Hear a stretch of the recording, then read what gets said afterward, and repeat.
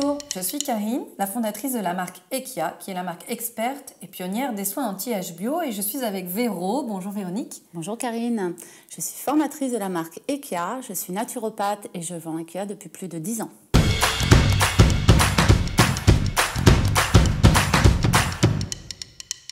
Alors, un produit cosmétique bio est un produit cosmétique labellisé. Ce label a été élaboré par un cahier des charges bien spécifique. Ce cahier des charges est créé par un organisme certificateur qui est concerné par la santé des consommateurs. La différence entre les produits labellisés bio et les produits venant du conventionnel vont principalement se porter sur la méthode de fabrication, sur l'utilisation des produits de synthèse et sur la qualité des matières premières. D'accord. Un point peut-être important à préciser, parce que c'est peut-être pas très clair pour tout le monde, c'est le point du test sur les animaux. Les gens ont tendance à croire que c'est interdit en cosmétique certifiée bio. C'est absolument interdit, mais comme dans tout le reste de la cosmétique, y compris la conventionnelle, puisque c'est un point de réglementation européenne.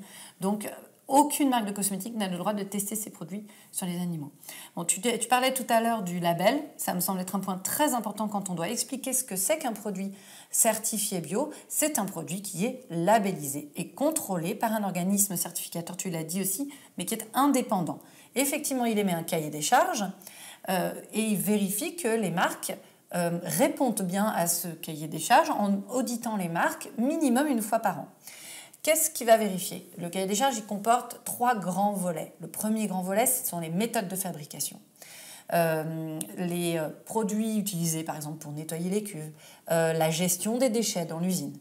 Le deuxième grand point concerne tout ce qu'on appelle les articles de conditionnement, donc les flacons, les étuis. Est-ce que les flacons sont dans une matière qui a une bonne filière de recyclabilité derrière?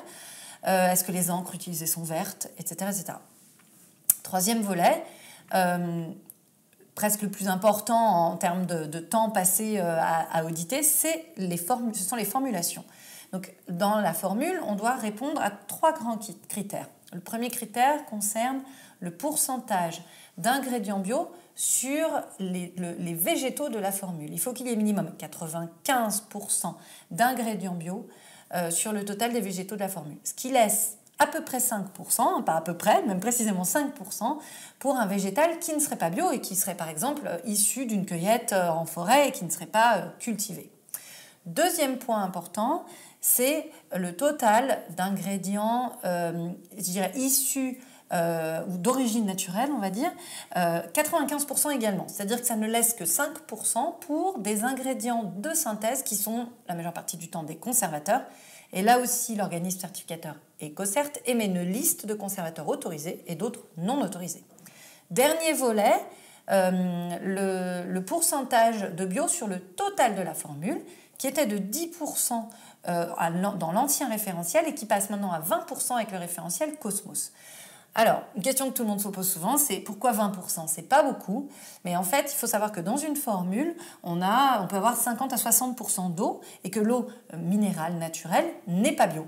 Donc ça, évidemment, exclut toute une partie du soin, d'une possibilité d'être bio. Voilà, ça laisse à peu près 20% pour les ingrédients bio sur le total de la formule. Et tout ceci, ce sont des choses qu'EcoCert vérifie, je disais tout à l'heure, minimum une fois par an.